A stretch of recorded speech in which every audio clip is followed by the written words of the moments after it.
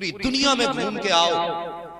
ہر دروازوں پہ جا کے پوچھنا کہ تیرے گھر سے کوئی جنازہ تو نہیں اٹھا۔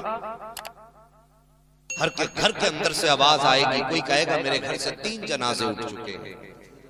کوئی کہے گا میرے گھر کے اندر سے 4 جنازے اٹھ چکے ہیں،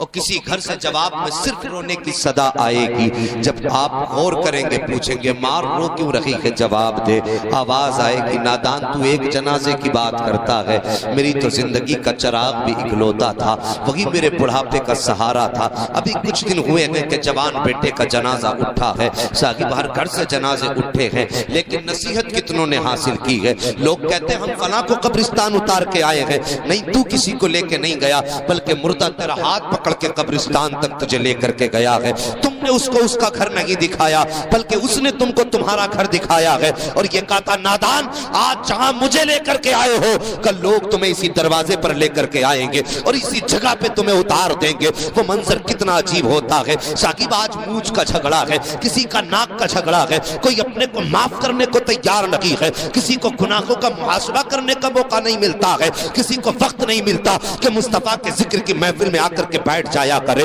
میں پوچھنا چاہتا ہوں کائنات میں کوئی مصطفیٰ سے زیادہ مہربان ہو تو دکھا دو، کوئی آقا سے بڑا قریب ہو تو لا کر کے دکھا دو، کوئی مصطفیٰ جان رحمت سے زیادہ ہمارے کام آنے والا ہو تو لا کر کے دکھاؤ۔ اٹھاؤ مرنے والوں کی تاریخیں، آج عقل کر کے چلتے ہیں، نہا کر کے گھنٹوں آئینوں کے آگے کھڑے رہتے ہیں۔ میں تم سے پوچھنا چاہتا ہوں وہ وقت بھی تو یاد کر لیا کرو جس دن موت آ کر کے آپ کے گلے پہ ہاتھ رکھے گی اور ایک لمحہ آپ کو موقع نہیں دے گی، جب روح نکل جائے گی تو وہ بدن جو اکڑا کرتا تھا، جو کہتا تھا میرے مقابلے کا کوئی نہیں ہے، آج بے سود بستر پہ پڑا ہے، کو مکھیاں بھی دوسرے اڑا رہے ہیں، چادر بھی کوئی اور ڈال رہا ہے۔ جب غسل کی باری آتی ہے تو ساقب جب زندہ تھے تو اپنے ہاتھ سے کئی گھنٹے تک پانی کے اندر رہ کر کے صابن سے بدن رگڑا کرتے تھے، لیکن آج موت نے اتنا لاچار کر دیا ہے کہ اپنے بدن پہ صابن لگانا تو بڑی بات ہے، اپنے ہاتھ سے پانی تک نہیں ڈال سکتے ہو، آج اپنا پردہ بھی خود نہیں کر سکتے ہو۔ میں تم سے پوچھنا چاہتا ہوں صاحب یہ عقل کس لیے ہے، یہ زندگی کے اندر گھمنڈ کب تک کا ہے؟ ایک دن موت ایسا دھکا دے گی کہ سارے گھمنڈ اور عقل نکل کر کے رہ جائیں گے۔ اللہ اکبر، تاریخ اٹھا کر کے دیکھو مرنے والوں کی، جب موت آیا کرتی ہے تو انسان پھر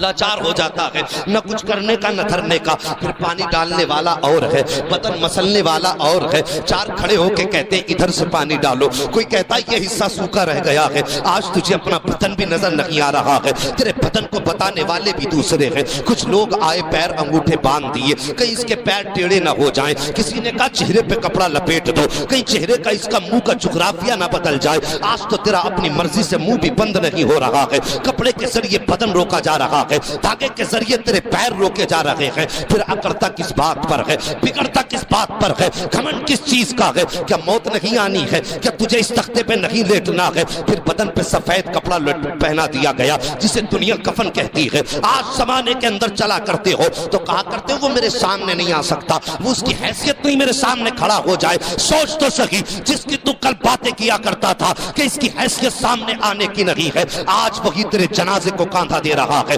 آج وہ تجھے اٹھا کر کے لے کر کے جا رہا ہے، آج تیرے وجود میں اتنی طاقت نہیں ہے کہ اپنے آخری گھر کی طرف خود سے جا سکے۔ اللہ اکبر، تو زمانے میں اکڑتا رہا، موت نے تجھے سینے سے کیا لگایا، 4 کاندھوں پہ لے کر کے تجھے گئے ہیں اور مٹی کے ڈھیروں کے نیچے تجھے دفنایا گیا ہے، تو وہی اقربا، وہی بھائی، وہی دوست، وہی احباب جو کہتے تھے قدم قدم پہ ساتھ نبھائیں گے، تیرا ساتھ نہ چھوڑیں گے، آج کہتے ہیں یہ سوراخ رہ گیا ہے اسے بھی بند کر دو، آخری تختہ بھی لگا دو، جو کہتے تھے تیرے بغیر زندگی نہیں گزرے گی، آج کہتے ہیں صحیح سے بند کر دینا، کوئی سوراخ باقی نہ رہ جائے۔ ساقب ذرا غور تو کرو، کل جو ساتھ جینے مرنے کی قسمیں کھاتے تھے آج تیرے اوپر مٹی ڈال کر کے جا رہے ہیں، کوئی ایک لمحہ تیرے پاس ٹھہرنے کے لیے تیار نہیں ہے، جب تجھے قبر کے اندر ڈالا ہے منو مٹی تیرے بدن پہ ڈال دی گئی ہے، کوئی سوراخ نہ چھوڑا گیا۔ صاحب قبر کا اندھیرا ہے، پھر اجالا کہاں سے لاؤ گے؟ آج کئی لائٹوں کا انتظام ہے، تب بھی کہتے گھر میں اچھا نہیں لگتا ہے، گھر میں جب تک دوسرے نہ ہو